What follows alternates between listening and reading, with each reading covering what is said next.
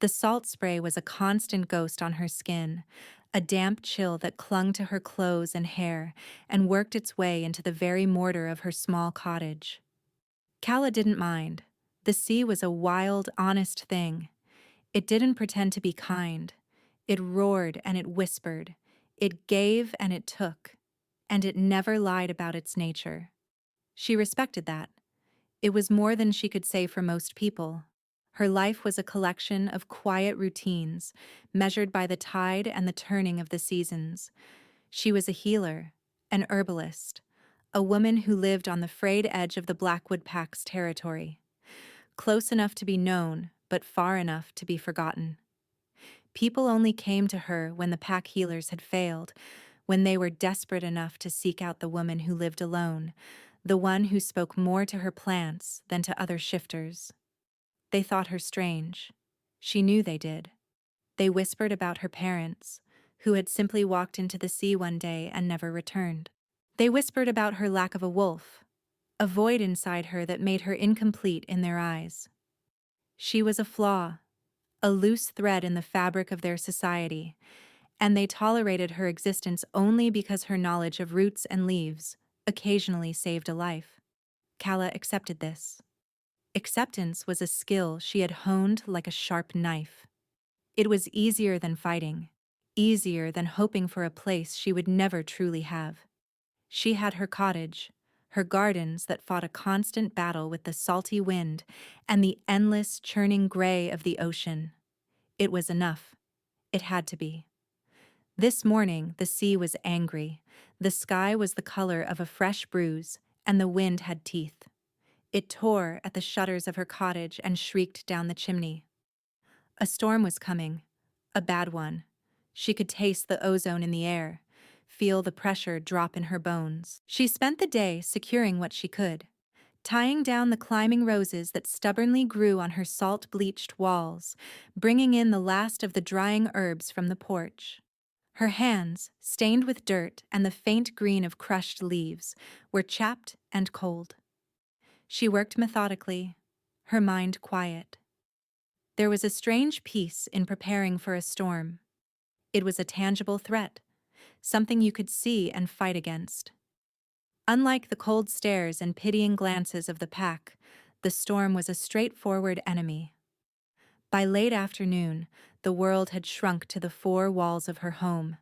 The rain came in blinding sheets, and the roar of the surf was a physical force, a vibration that ran through the floorboards and up her legs.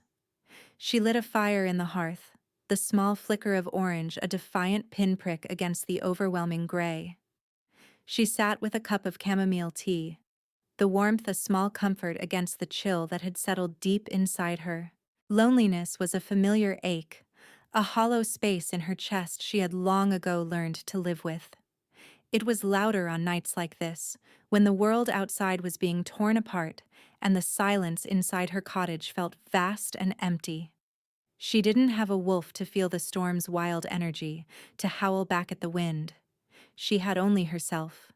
Calla, the strange girl. Calla, the orphan. Calla, the wolfless. She closed her eyes, the litany of her own failings a bitter taste in her mouth. She was 24 years old and had never known a true home, never known the warmth of a pack, the easy camaraderie of belonging. Her existence was a half-life, and she knew it. She saw it in the eyes of the mothers who brought their sick pups to her. They were grateful, but they always held their children a little closer, as if her incompleteness were a disease they might catch. She was useful, but she was not wanted. A log in the fire cracked, sending a shower of sparks up the chimney. The sound pulled her from her melancholy. She was being foolish. This was her life. Wallowing in self-pity changed nothing. She had work to do.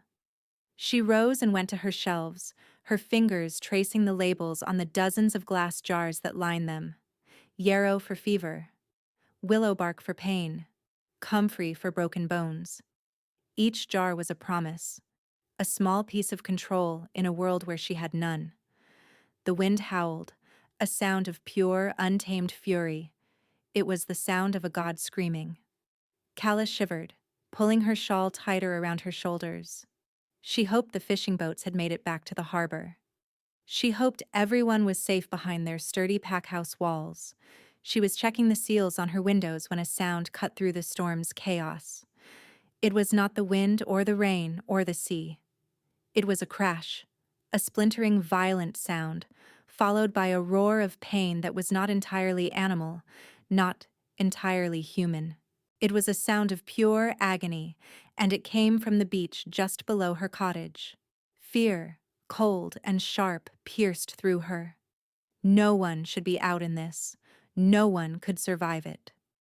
Her first instinct, the one that had kept her safe and alone for so long, was to bolt the door, to pile furniture in front of it, to pretend she had heard nothing. The world outside was not her concern. It had made that clear long ago. But the roar came again, weaker this time, choked off into a pained groan. It was the sound of a creature dying. Calla stood frozen, her hand on the cold window pane. She thought of the wounded seabirds she sometimes found, their wings broken, their eyes wide with terror. She never left them to suffer. Could she do any less for this? Cursing her own foolish, tender heart, she grabbed her heaviest oilskin cloak and a lantern. The little voice of self-preservation screamed at her to stay, to let the sea claim whatever was out there. It was not her fight, but the sound of that pain had hooked into her, and she knew, with a sinking certainty, that she would not be able to live with herself if she did nothing. Opening the door was a battle. The wind tore it from her grasp, slamming it back against the wall. Rain and spray instantly soaked her. The lantern flame flickered wildly. Holding it aloft, she stepped out into the raging heart of the storm. The path down to the beach was a treacherous river of mud and stone. The wind tried to tear the cloak from her back, to knock her from her feet. Every step was a struggle. The roar of the ocean was deafening, a physical pressure against her eardrums. She could barely see past the small, wavering circle of light from her lantern. She found him near the base of the cliffs, tangled in a mess of splintered wood and fishing nets that must have been torn from the docks. At first, she thought it was a bear, or some other large beast washed in by the tide. He was massive, a creature of shadow and muscle, his fur the color of a moonless night. Then the lantern light caught the gleam of an eye, and she froze. It was a wolf. But no wolf she had ever seen or heard of was this large. He was the size of a pony, his shoulders thick with muscle, his head as broad as her torso. This was not a wolf. This was a monster from a dark fairy tale. He was bleeding. A thick, jagged piece of timber was embedded in his side, and the dark fur around it was matted with blood. His breath came in ragged, shuddering gasps. He tried to lift his head as she approached, a low growl rumbling in his chest, a sound like grinding stones. It was a threat, but it was weak, threaded with exhaustion and agony. Her fear was a living thing, a cold knot in her stomach. Every instinct screamed at her to run. This creature could kill her with a single swipe of its paw, a snap of its jaws. He was the apex of all predators, the embodiment of the wild, untamed power she had always been separate from. But as she looked at him, huddled in the cold sand, impaled and dying, she saw past the monster. She saw the pain. She saw the desperate fight for life in the rise and fall of his massive chest. And her fear was eclipsed by a different, more powerful instinct, the healer's instinct. "Easy," she whispered, her voice snatched away by the wind. She didn't know if he could even hear her. "I'm not going to hurt you." She took a slow, deliberate step closer. The growl intensified, but he didn't move. He couldn't. He was too weak, too broken. The great beast, the monster, was helpless. Calla set the lantern down on a flat rock, its light flickering over the scene. She knelt in the wet sand, ignoring the cold that seeped through her trousers. She looked at the piece of wood piercing his side. It was deep. Pulling it out here, in the storm, would be a death sentence. He would bleed out in minutes. She had to get him to her cottage. The thought was insane. It was impossible. He must weigh more than 5 of her put together. But the alternative was to leave him here to die, and she could not do that. "All right," she said, her voice a little steadier now, finding its purpose. "We're going to get you out of this, you and me." She began to work on the nets, her cold, numbed fingers struggling with the thick, wet knots. The beast watched her, his one visible eye a burning, intelligent gold. He did not growl again. He just watched, his breathing a harsh, painful rhythm in the chaos of the storm. It took her the better part of an hour to free him from the tangled mess. By the time she was done, she was shaking with cold and exertion. Now came the impossible part. She put her shoulder against his, her hands finding purchase in his thick, wet fur. "You have to help me," she pleaded, her lips close to his ear. The fur smelled of the storm, of salt and blood and something else. Something uniquely his, a scent of pine and old stone and cold, clean winter. "You have to try and stand, just a little." He let out a low whine, a sound of such profound misery that it broke her heart. But then she felt a shift, a tensing of the mighty muscles beneath her hands. With a groan that seemed torn from the very earth, he tried to push himself up. He stumbled, his legs trembling, and almost fell back. "I've got you," she grunted, pushing with all her might, her feet sliding in the mud. "I've got you." Somehow, together, they managed it. He was on his feet, leaning heavily against her, his massive head hanging low. He was a dead weight, a mountain of fur and pain, and Calla felt her own legs start to buckle. But he was standing. The journey back to the cottage was a nightmare. It was a slow, agonizing crawl up the slick path, a battle for every single inch. He stumbled and fell twice, his weight dragging her down into the mud with him. Each time she thought they were done, that they would lie there until the cold took them both. But each time she would whisper words of encouragement into his ear, her hand stroking his wet fur, and he would find the strength to rise again.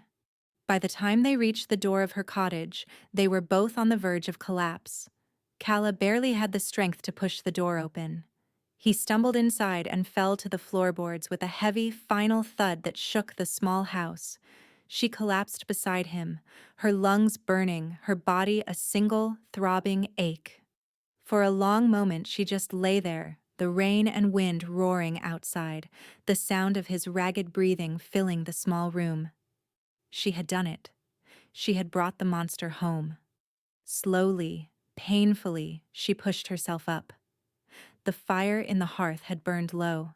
She added more logs until it was blazing, the warmth beginning to push back the deathly chill in her bones. Then she turned her attention back to the beast. He lay on his side, the terrible wound stark in the firelight. He had not moved. His eyes were closed. For a terrifying moment she thought he was dead.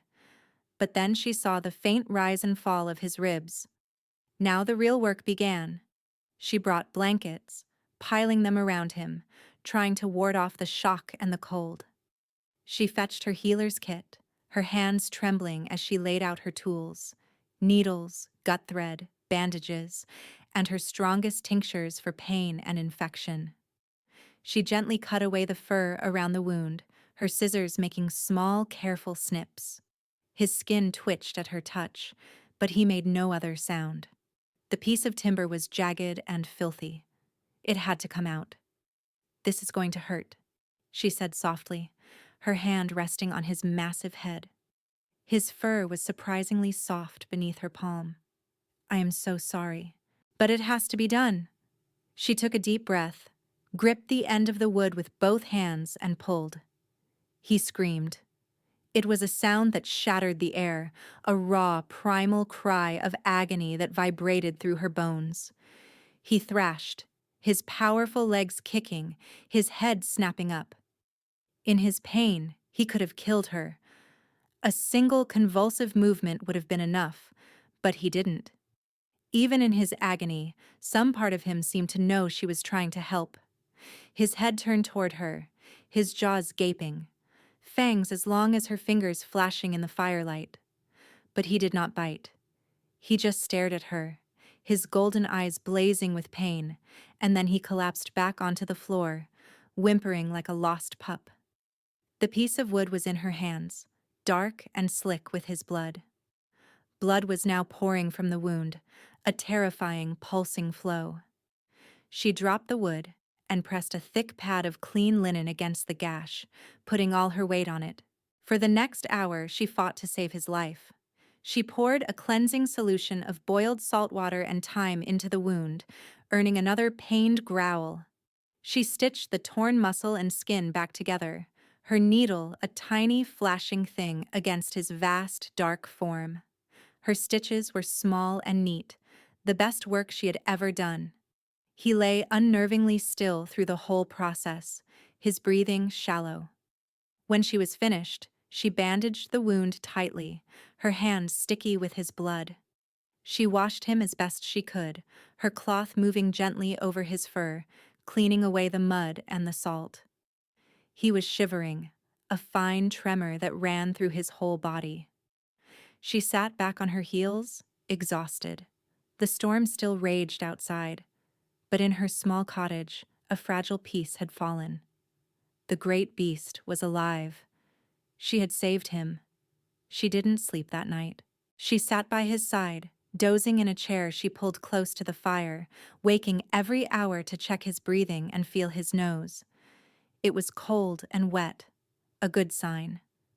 The shivering eventually stopped, and he fell into a deep, healing sleep. In the quiet hours before dawn, with the storm finally beginning to recede, she looked at him. In sleep, he looked less like a monster and more like a creature of profound and ancient sorrow. There were old scars on his body, pale lines hidden in his dark fur.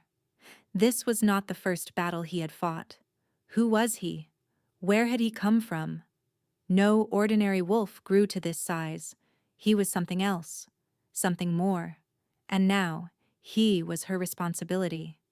She had pulled him from the sea's grasp, and in doing so, had tied his fate to hers. A strange, terrifying, and exhilarating thought. She rested her hand on his flank, feeling the slow, steady rhythm of his heart. For the first time in a long time, she was not entirely alone. The days that followed fell into a new rhythm, one dictated by the needs of the creature she had started to call Beast in her own mind. The storm passed, leaving behind a world washed clean and littered with the debris of its fury. Her garden was a wreck, but she paid it little mind. Her focus was entirely on the massive wolf recovering by her hearth. He slept for most of the first 2 days, a deep, exhausted sleep. Calla spent the time brewing broths, changing his bandages, and keeping the fire stoked. She talked to him constantly, her voice a low, steady murmur in the quiet cottage. She told him about her herbs, about the patterns of the tides, about the gulls that nested in the cliffs. She told him things she had never spoken aloud to anyone. It was easy to talk to him. He was a perfect listener, his silence a comforting void she could fill with her own thoughts. On the 3rd day, he woke. She was grinding herbs with a mortar and pestle when she heard a low whine. She turned to see him lifting his great head, his golden eyes fixed on her. They were no longer glazed with pain, but clear and startlingly intelligent. "You're awake," she said softly, a smile touching her lips. She put down the pestle and walked over to him, kneeling by his head. "How do you feel?"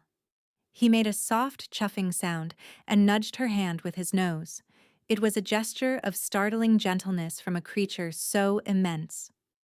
Her heart did a strange little flutter. "You must be hungry," she said.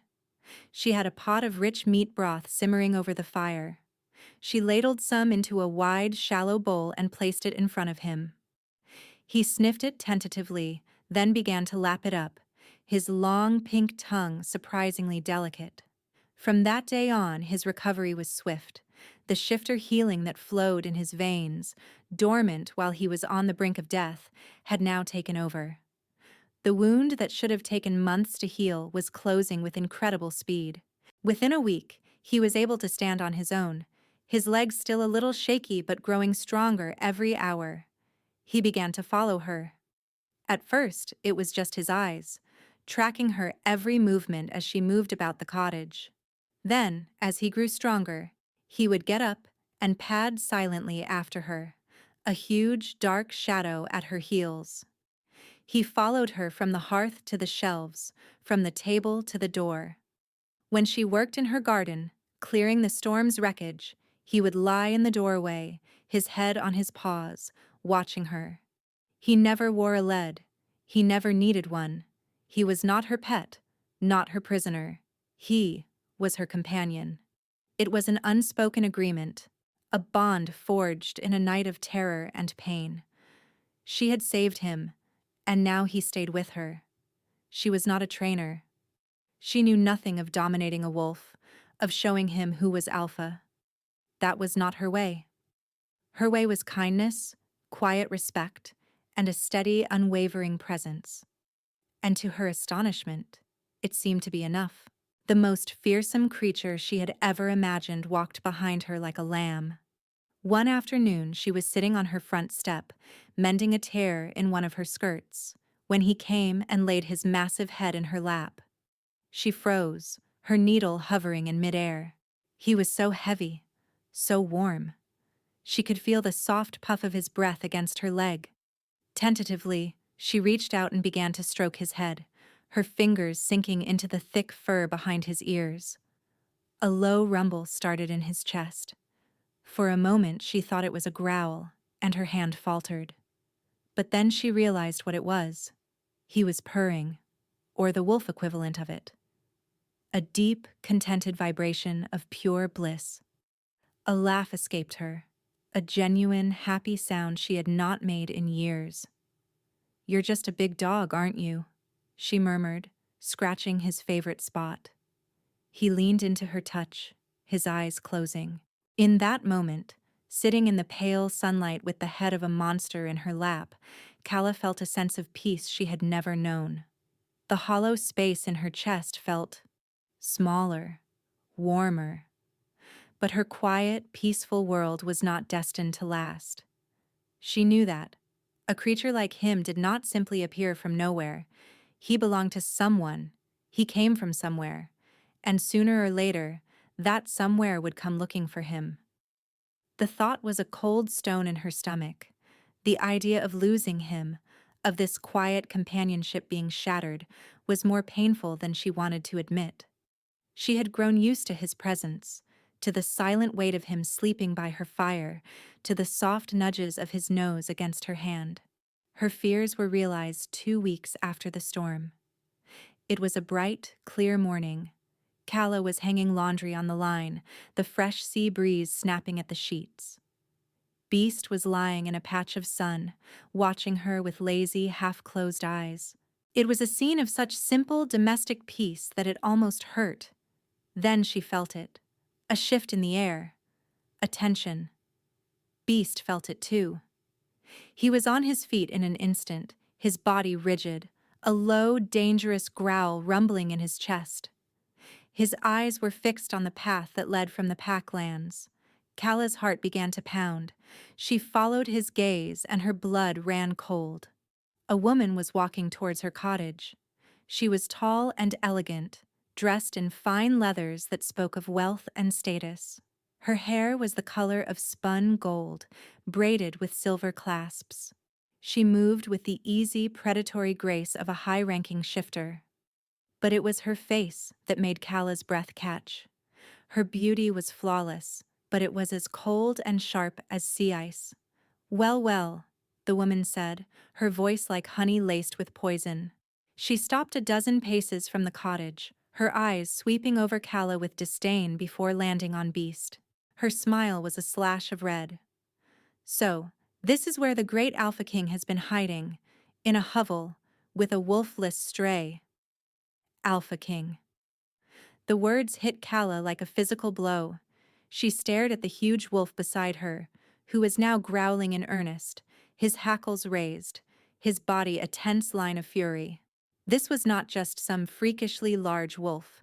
This was Leith, the alpha king of all the northern packs, a man spoken of only in hushed, fearful whispers, a warrior king who had carved out his empire with blood and iron. A man haunted by the ghost of his past. She had heard the stories. Everyone had. How he had lost control of his wolf years ago, how it had done something terrible, something that had shattered him. They said he was more beast than man now, a cold, ruthless ruler consumed by a guilt that had frozen his heart. And she had been keeping him by her fire, scratching his ears like a common stray. "He does not belong to you?" The woman, Malus, sneered. Her eyes, the color of hard jade, were fixed on Kala. "I have been hunting him for weeks. It seems I owe you a debt of gratitude for nursing him back to health. It will make him much easier to transport." "He's not going anywhere," Kala said, her voice barely a whisper. She put a hand on Leith's shoulder, a gesture that was more for her own comfort than for his. Malus laughed, a sharp, unpleasant sound. "Oh, my dear, you have no say in the matter. I am Malus of the Stone River Pack, and I have a claim on him, a claim he has been foolishly ignoring. His time of mourning is over. It is time for him to take a queen, and I am the only logical choice." Her eyes glittered with ambition. Kala could see it clearly. This wasn't about love or concern. This was about power. Leith was a prize to be won, a stepping stone to a throne. "He doesn't want to go with you," Kala said, finding a sliver of courage. Leith's growl deepened, a clear seconding of her statement. He took a step forward, placing himself between Kala and Malus. A clear, protective stance. Melis's smile faltered for a fraction of a second, her eyes narrowing as she saw the gesture. "The beast has a new keeper, it seems? How quaint. But you are not a trainer, little stray. You do not know what he is capable of." Her gaze flickered to Leith.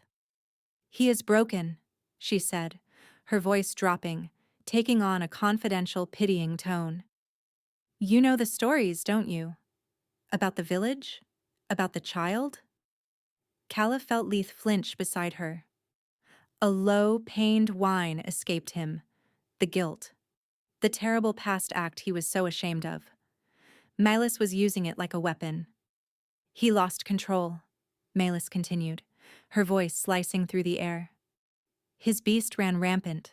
A whole village of humans. Destroyed. All because he could not control his own nature. He has been running from that guilt ever since. Hiding. But I can fix him. I can give him the structure, the discipline he needs. I can help him master the monster inside." She was twisting the truth. Kala knew it instinctively. She was painting a picture of a mad dog that needed to be put on a chain, her chain. But the core of it, the event itself, was clearly true. The agony radiating from Leith was proof enough. He took a half step back, his head dropping, the powerful lines of his body suddenly looking defeated. "You see," Malus said, pressing her advantage. "He knows. He knows he is a danger. He needs me."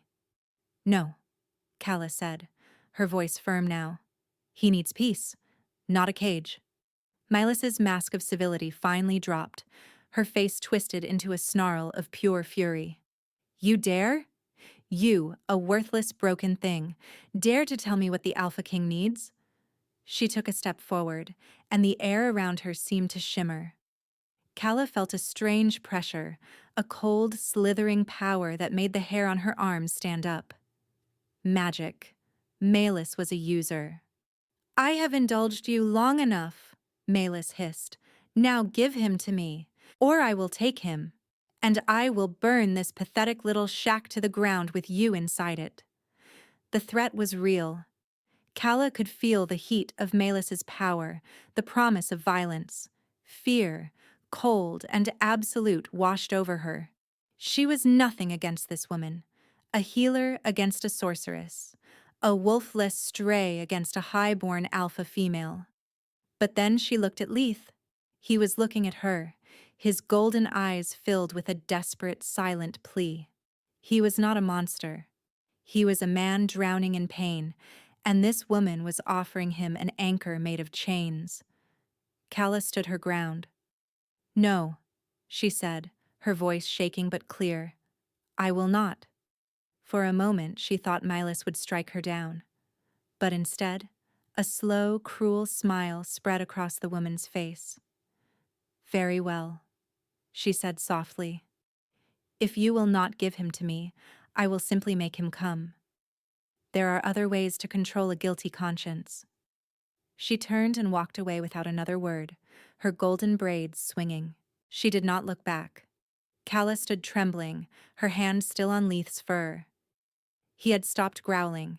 He was shivering, his entire body shaking with a fine, violent tremor. He let out a low, mournful howl, a sound of such profound despair that it tore at Calla's soul. Malus had won. She hadn't taken him, not yet. But she had planted a seed of poison. She had reminded him of his deepest shame, and Calla had seen the fight go out of him. Malus had not been defeated. She had just retreated to find a sharper knife. And Calla had no idea how to fight back. The confrontation with Malus left a stain on their quiet world. The peace was gone, replaced by a thrumming anxiety. Leith was no longer the calm, contented beast who followed her around. He was restless, pacing the confines of her small cottage like a caged animal.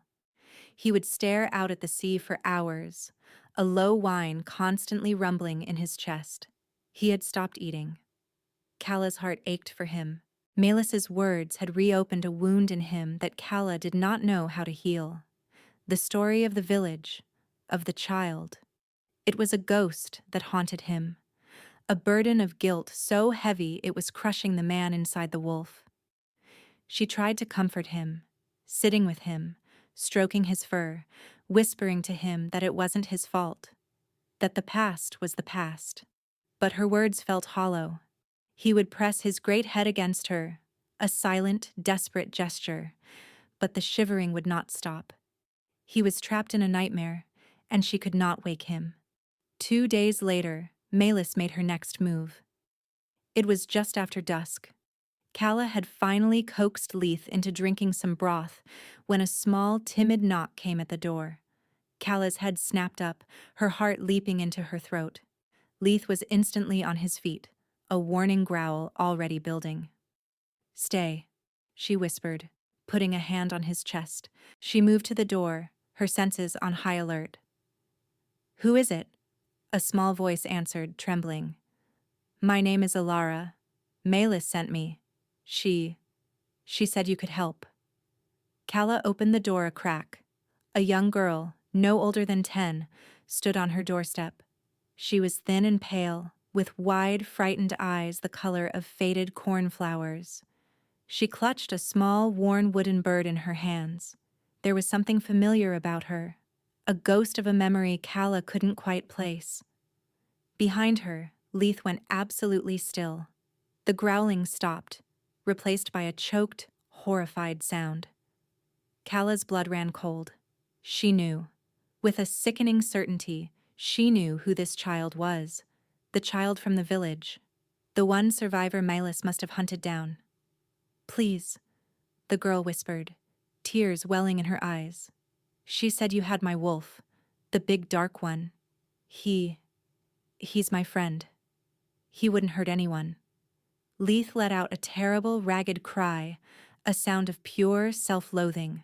He stumbled back, away from the door, as if the child's presence was a physical blow. He crashed into the table, sending jars and bowls scattering. This was Malus's masterstroke. It was brilliant in its cruelty. She hadn't come back with threats or magic.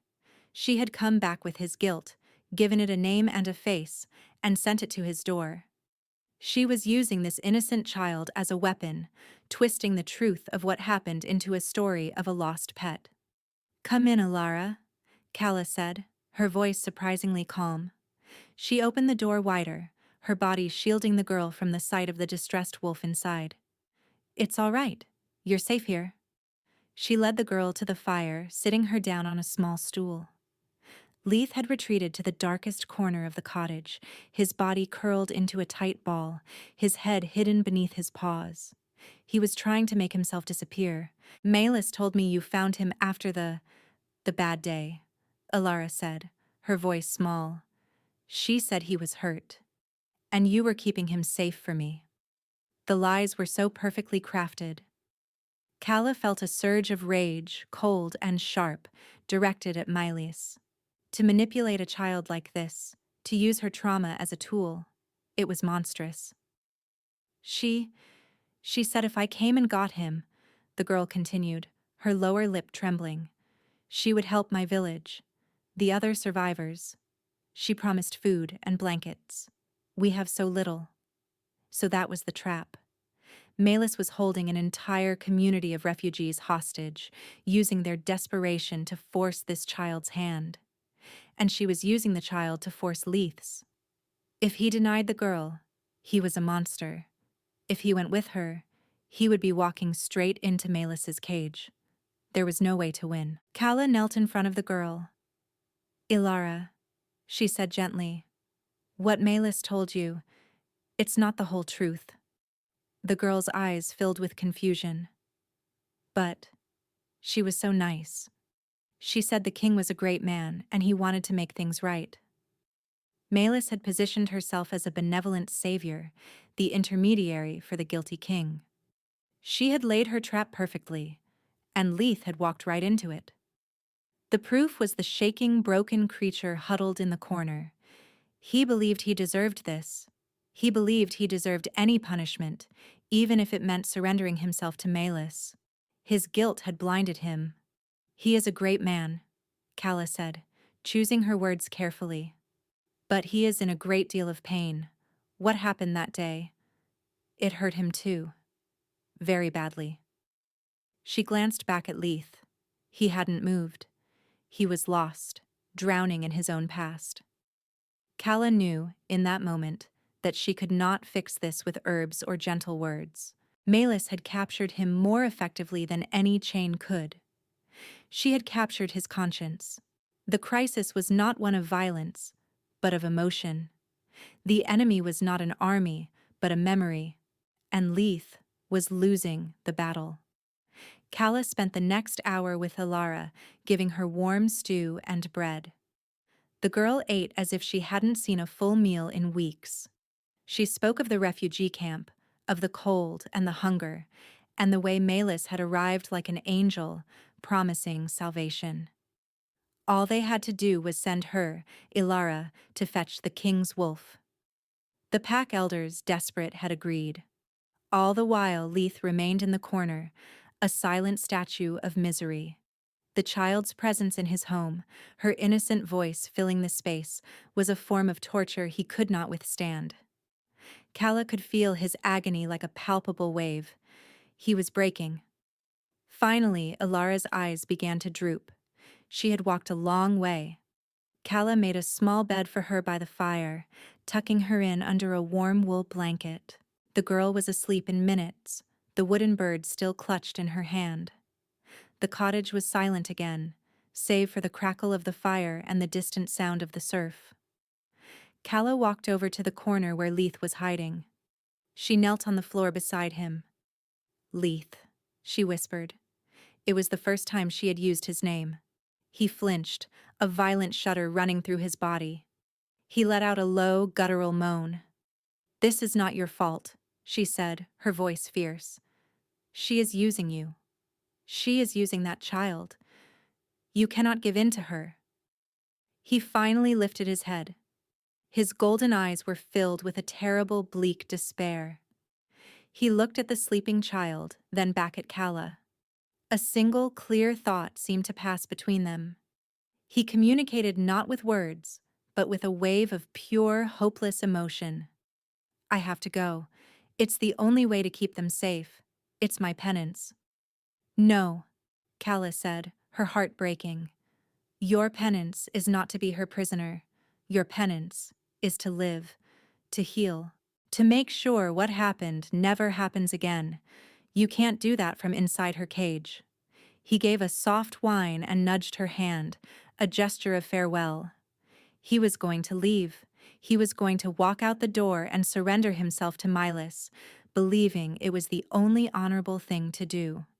He would sacrifice his freedom for this child's safety, and in doing so, hand Milas the ultimate prize, the Alpha King, broken and compliant. Suddenly, the door burst open. Milas stood there, silhouetted against the moonlight. She was not alone. Two large, grim-faced warriors stood behind her. Her patience had run out. "I see my little messenger arrived," Malis said, her voice dripping with false sweetness. Her eyes, however, were chips of ice. "And you are all having a cozy little chat. How lovely, but playtime is over." She stepped into the cottage, her gaze locking onto Leith. The air crackled with her power. "Leith, come." It was not a request. It was a command, laced with a subtle thread of compulsion magic. Leith whimpered, his will already eroded by guilt. He took a faltering step forward. "No!" Calla cried, moving to stand between them. "You can't have him." Malis looked at Calla as if she were a bothersome insect. "Get out of my way, stray." "I will not let you do this," Calla said, her body trembling but her resolve hardening into steel. She would not let this woman destroy him. Milas's lips curled into a snarl. "You have been a thorn in my side from the beginning. I had hoped to be merciful, to let you live out your pathetic little life in this hovel. But you insist on interfering." She raised a hand, and a sickly green light began to glow around her fingers. "I will not kill you. That would be too quick. But I will show you what happens to those who defy me. I will strip away that stubborn pride, that foolish courage. I will unmake you, piece by piece, until all that is left is a hollow, obedient shell." The green light intensified, lancing out towards Calla. It was a spell of unraveling, of psychic erosion. It was not meant to kill the body, but the soul. Leith roared, a sound of pure fury and terror. He tried to surge forward to throw himself in front of Calla, but Milas's compulsion held him fast. He was a prisoner in his own body, forced to watch. Calla saw the green light coming. She saw the horrified agony in Leith's eyes. She saw the sleeping form of Alara by the fire, and in that instant, a strange, profound calm washed over her. She could not save herself. She had no power, no wolf, nothing to fight with. But she could make a choice. She would not let Malis use her to torture Leith further. She would not let him watch her be destroyed. She closed her eyes, and for the first time in her life, she did not try to survive. She accepted the end. "It's all right," she thought, a message aimed not at herself, but at the roaring, struggling wolf behind her. "Don't let this break you. Live." She chose to die, in spirit if not in body, to free him from the guilt of her suffering. It was an act of final, absolute sacrifice, a refusal to let him go down into the darkness with her. The green light hit her, and nothing happened. Calla opened her eyes. The sickly green energy was washing over her, around her, splitting like water against a stone. It touched her skin and simply ceased to be. There was no pain, no pressure, no unraveling. There was only a profound and sudden silence. The crackling energy was gone. The air was still. Malis stared, her mouth agape. The glow around her hand sputtered and died. She looked at her fingers as if they had betrayed her. "What? How?" Calla felt a strange sensation inside her, a feeling she had never experienced before. It wasn't a surge of power, like a fire being lit. It was the opposite. It was a space of absolute null, a void within her that was now awake, a quiet, unshakable emptiness that no magic could touch. Her hidden power, Immunity. Nullification. It had been there all along, the reason she had no wolf. Her very nature was an absence, an anti-power, and her willingness to sacrifice everything had just unlocked its full potential. "It's not working," Malis whispered, a threat of panic in her voice. She tried again, summoning the green light, but the moment it neared Kala, it vanished into nothingness. The thread of compulsion holding Leith snapped. With a roar that shook the very foundations of the cottage, he launched himself forward. He was no longer a broken, guilt-ridden creature. He was the Alpha King, a force of nature unleashed. He slammed into Malis's two warriors, sending them flying like dolls. He did not attack Malis. He stopped directly in front of Kala, his massive body a living shield, his teeth bared, a guttural snarl ripping from his throat. The message was clear. The king was no longer lost, and he was protecting his queen. Malis stared at the scene, at the powerless stray who had somehow negated her magic, at the avenging king who now stood ready to tear her apart. Her face, for the first time, showed fear. Pure, undiluted terror. Her plan had not just failed. It had backfired spectacularly. She took a stumbling step back, her eyes wide. This is not possible." Kala stepped out from behind Leith. The fear was gone, replaced by a cold, quiet certainty. She looked at Malis, the woman who had tormented them, who had used a child's pain for her own ambition. "Get out," Kala said, her voice not loud, but carrying an authority that stunned even herself. "Take your men and get out. Do not ever come back." For a moment Malis hesitated, her pride warring with her fear. Leith took another step forward, his snarl deepening. That decided it. Malis turned and fled, scrambling out of the cottage and disappearing into the night, her whimpering warriors stumbling after her. The cottage was silent again. The immediate danger was gone. Kala stood in the middle of the room, her heart pounding, the strange, quiet hum of her newfound power resonating within her. She looked at Leith. He was looking at her, his golden eyes wide with awe, with shock, with a dawning, incredible hope. Slowly, painfully, the massive form of the wolf began to shimmer and change. Bones cracked and reformed, fur receded, limbs reshaped. Kala watched, mesmerized as the great beast folded in on itself. Where the monster had stood, a man now knelt. He was tall, even on his knees, with broad shoulders and a face that was both harsh and beautiful, framed by a mane of unruly black hair. He wore nothing, his skin pale in the firelight, crisscrossed with the faint silvery lines of old scars. His eyes, the same intelligent burning gold, were fixed on her. It was the first time she had seen him as a man. He was exactly as she had imagined, and yet so much more. He reached out a hand, his fingers trembling. "Kala," he breathed. His voice was deep, rough from disuse, but it was the most beautiful sound she had ever heard. She took his hand. His skin was warm, real. He looked over at the sleeping child, and a shadow of the old pain crossed his face. "Ilara," he whispered. I thought—" "It wasn't your fault, Leith," Kala said softly, her fingers tightening around his. "You lost control. But you are not the monster Malis wanted you to be."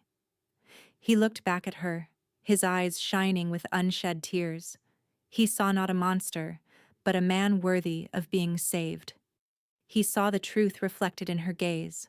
He brought her hand to his lips and kissed her knuckles.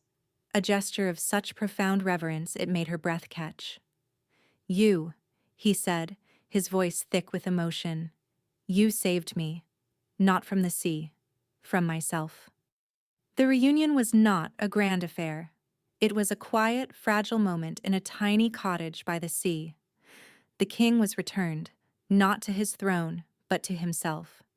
And the wolfless healer had discovered a power far greater than any she could have imagined.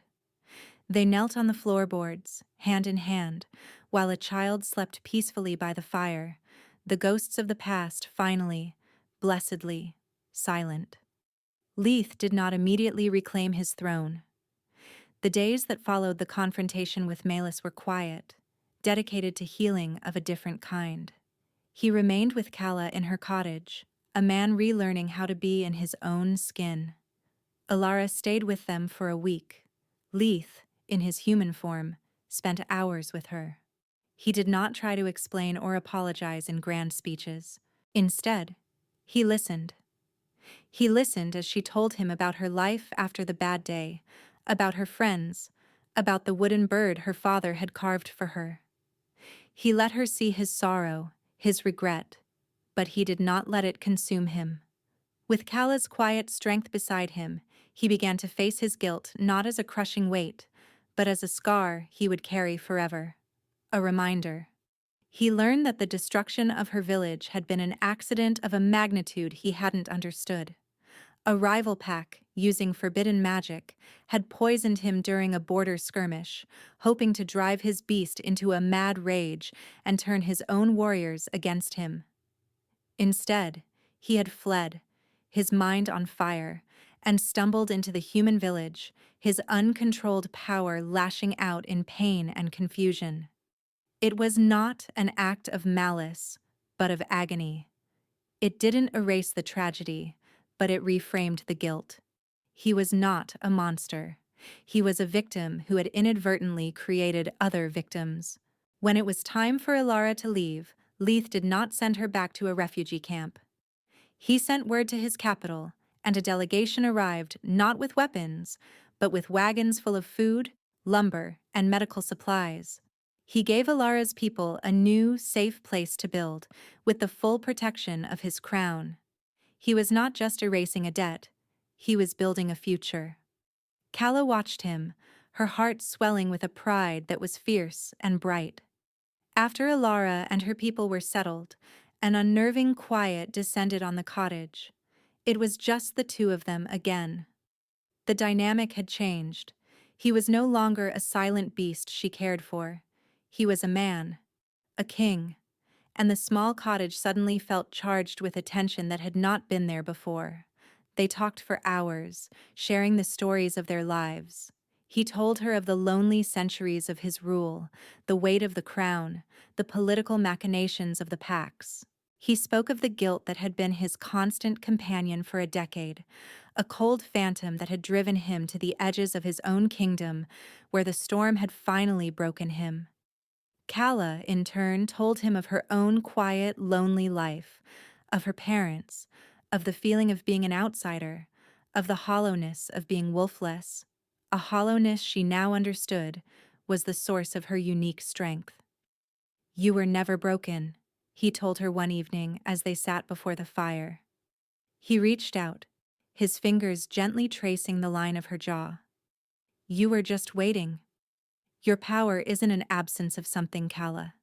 It's a presence of peace, a place where the chaos of other powers simply ends.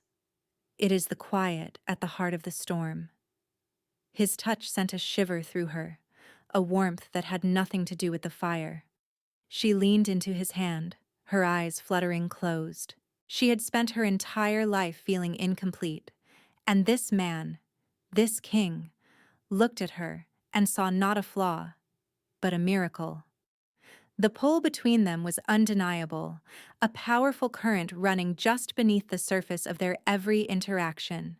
But he held back, a shadow of fear still in his eyes. The curse of his line was not his guilt, but his power. He was afraid of his wolf, afraid of losing control again, afraid of hurting her. One night she woke to find him gone.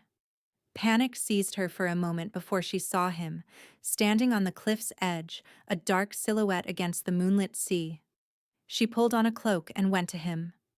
"I can't stay here, Calla," he said, his voice rough with pain. He did not look at her. "I have to go back. I have duties. And I am not safe." "You have been safe here for weeks," she said softly, coming to stand beside him. "With you. he corrected. When I am near you, the beast is calm. My own power is quiet. Your presence soothes the storm in me, but I cannot ask you to be my keeper. It is not fair to you. What if I don't want you to go? The words were out before she could stop them. They hung in the cold night air between them. He finally turned to look at her, his golden eyes luminous in the darkness. Calla, you think I am afraid of you? She asked, her voice gaining strength. Leith, I pulled you from the sea when you were a monster drenched in blood. I stitched you back together. I have slept beside you every night. The time for being afraid is long past. She stepped closer, her hand finding his. I am not your keeper. I am your partner. You are not a storm that needs to be contained. You are a king who needs an anchor. Let me be your anchor. He stared at her, his expression a mixture of disbelief and dawning, desperate hope. You don't know what you are asking. I know, she said. I am asking for a life I never thought I could have, with a man I never thought existed. She raised her other hand to his face, her thumb stroking his cheek. I love you, Leith. The words, spoken into the vast silence of the night, seemed to break the last of his restraint. He let out a choked sob, and in one swift movement he pulled her against him, his arms wrapping around her as if he would never let go. He buried his face in her hair, his body shaking. I love you, he whispered, his voice cracking. Spirits, I love you, Calla, and it terrifies me. He held her there, on the edge of the world, two broken souls finding their whole in each other. The sea whispered its ancient songs below them, and for the first time, the future did not feel like a threat, but a promise. A month later, they returned to the capital. The citadel was a fortress of black stone carved into the heart of a mountain, a place of power and shadow. Whispers followed Calla everywhere she went. They saw a wolfless commoner, a healer with dirt under her nails, and they could not understand what their formidable king saw in her. Malus had been dealt with. Leith had stripped her of her rank and banished her to the farthest reaches of the territories, her magic bound by an oath she could not break. Her power was gone, leaving her with nothing but her bitter ambition. Justice had been served, but the court was still a nest of vipers. Leith presented Calla to the council not as a consort, but as his queen. The objections were immediate and furious. She had no bloodline, no wolf, no political standing. She was an insult to their traditions. She is my choice, Leith said, his voice quiet but ringing with an absolute authority they had not heard in years. He stood beside her, his hand holding hers. Her power is greater than any bloodline. She is the eye of my storm, the quiet in my soul. She is the queen this kingdom needs. Anyone who objects can take their concerns to my dungeons. The council fell silent. The king had returned, and he was not the broken man who had left. Life in the citadel was an adjustment. Calla traded her simple cottage for vast stone chambers, her worn skirts for gowns of silk and velvet. But she did not change. She started a new garden in the highest courtyard, a riot of green against the black stone. She opened a clinic for the common people of the city, her healing skills earning her a quiet, fierce loyalty that unnerved the court nobles. She was not a traditional queen. She did not plot or scheme. She listened. She healed. She was a steady, calming presence in a court built on chaos. One evening, months after their arrival, Leith came to find her in the garden. She was tending her herbs, the setting sun turning the sky to shades of rose and gold. The council is complaining again, he said, a hint of amusement in his voice. He came and stood behind her, his arms wrapping around her waist, his chin resting on her shoulder. They say the queen smells of dirt. Good, Calla said, not missing a beat as she snipped a leaf of mint. It will remind them that this kingdom is built on earth, not on whispers and silk. He chuckled, a warm, rich sound. He turned her in his arms, his golden eyes soft. I never thanked you properly. For what? She asked. For smelling of dirt? For walking into the storm, he said, his voice serious now. For not running from the beast on the shore. For showing me that a king's strength is not in his power, but in his heart. He leaned down and kissed her, a long, slow kiss filled with love and gratitude and the promise of 1,000 sunsets to come. Later that night they walked along the high battlements of the citadel, the wind whipping at their cloaks. A shadow detached itself from the darkness and fell into step behind them. It was Leith's wolf, massive and silent, its golden eyes glowing softly. It no longer paced with restless energy. It moved with a calm, confident grace, its place secure. It walked behind Calla, its great head level with her waist. It needed no chain, no command. She wasn't a trainer. She was something far more powerful. She was his home. The feared beast of the Alpha King walked behind her without a lead, and the entire kingdom was learning that the truest power was not the kind that roared, but the kind that healed.